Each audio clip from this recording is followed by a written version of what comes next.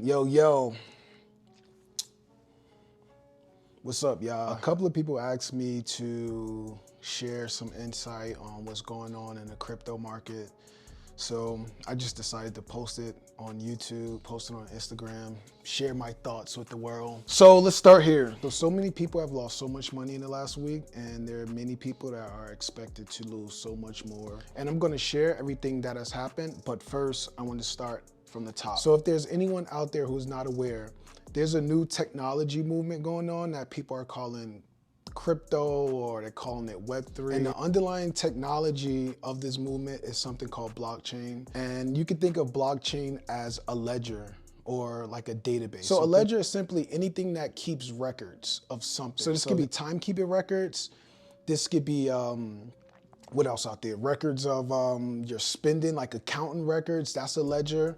I know they use that word in accounting as well. So a ledger is just a database of information. So what makes this technology cool is the fact that it's supposed to be immutable. And immutable means it can't be changed. So these are digital records that are stored online forever and they can't be changed. So essentially what blockchain technology is supposed to help us do, is supposed to help us outsource trust, because all of these digital records are stored on this public database that is immutable, but is also transparent. So that means that everyone has access to this ledger or this database, and they can track and trace all of the digital interactions. So Bitcoin used blockchain technology to create digital gold, essentially. You have real world gold, which is a store of value. That's the same thing Bitcoin is. People are saying, I'd rather keep my money attached to Bitcoin than have it in a bank. Maybe they think their money is more safe with Bitcoin than in a bank. Who knows? But Bitcoin was one of the first products built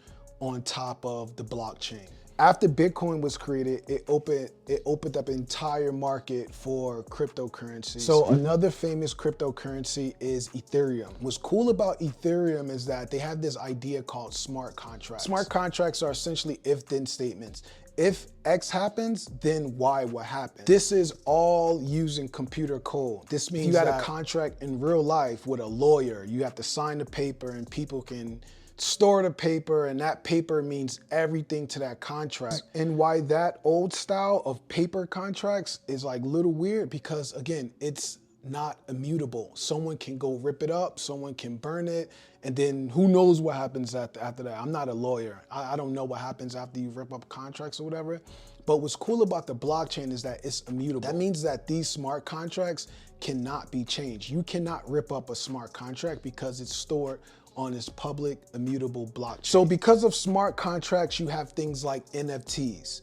And NFT stands for non-fungible tokens. So for instance, these are freedom flowers. These are an NFT project. It's on my wrist as well. So if you don't own this freedom flower in your wallet, you cannot buy this t-shirt. So the fact that I own this NFT means that when I go to a website, they need to check my wallet to see that I have this NFT, and then I can proceed and buy the clothing. So NFTs right now, they serve as token gated access to whatever the creator wants to provide to their community. So now you have things like NFTs and you have things like cryptocurrency. There are people out there who want to trade these cryptocurrencies, and they want to trade their NFTs. In order to trade, you need a product called exchanges. So essentially, these exchanges allow you to purchase NFTs and purchase crypto, and then trade it with other people who are interested. So that's where things get tricky. There was a guy, they call him SBF, Sam Bankman-Fried, they call him SBF. He founded an exchange called FTX. This whole industry loved this guy. This guy could not do anything wrong. It turns out people lost so much money dealing with this guy. Here's what happened. People were thinking they were buying Bitcoin.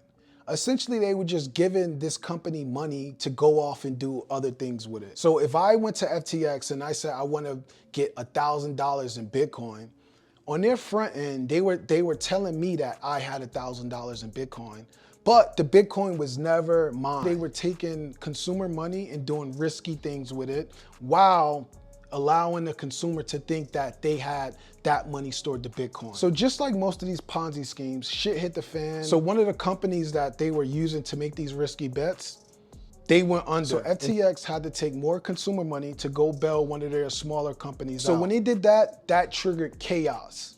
everybody started asking for their money back. People started withdrawing the money. It was like, that's when shit hit the fan. It was like, yo, y'all, what happened to our money? Like, all these people gave y'all money. What were y'all doing with it? And it turned out that they were using consumer money to go make other investments, which is really, really illegal. My point is that this industry built this guy up, and then he was a whole scammer. Like, this whole industry, I watched them. They built this guy up. They put him on Forbes.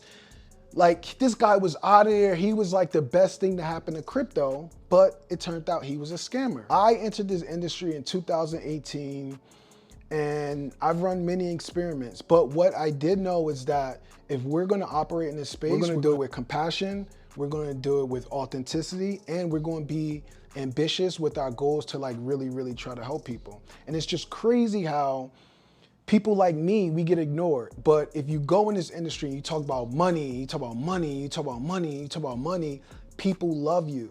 You get addicted to it. Then you want more money and more money and more money, and then you end up being a scammer, man. So my takeaway from all of this is that this industry is in dire need of regulation. And if regulation isn't gonna come, what's the second best option is we're gonna need better builders. So the type of builders that I think that are needed in this space are people who consider themselves compassionate, authentic, and ambitious. Compassionate, authentic, and ambitious. And that's why we exist at TBA. We just wanna bring a different perspective to the space. So I'm just trying to get more people of color, more women to come and build in this space. Because the last thing we wanna do 5, 10 years from now is to not have a product again. The third iteration of the web, and black people and women are still not involved. Ones and zeros. You don't need to go dig for gold. You don't need to dig for oil. You don't need to be a slave master to amass wealth in America right now. You just need to build cool technology products. And if you don't know about the next iteration of technology, this is a missed opportunity. So if you want to learn more about this stuff, subscribe to my YouTube channel, follow us on socials, TBA. Hit me up, hit us up, come learn about this stuff because we're patient and we're gonna build some cool stuff. So thank you for listening. I love y'all, peace.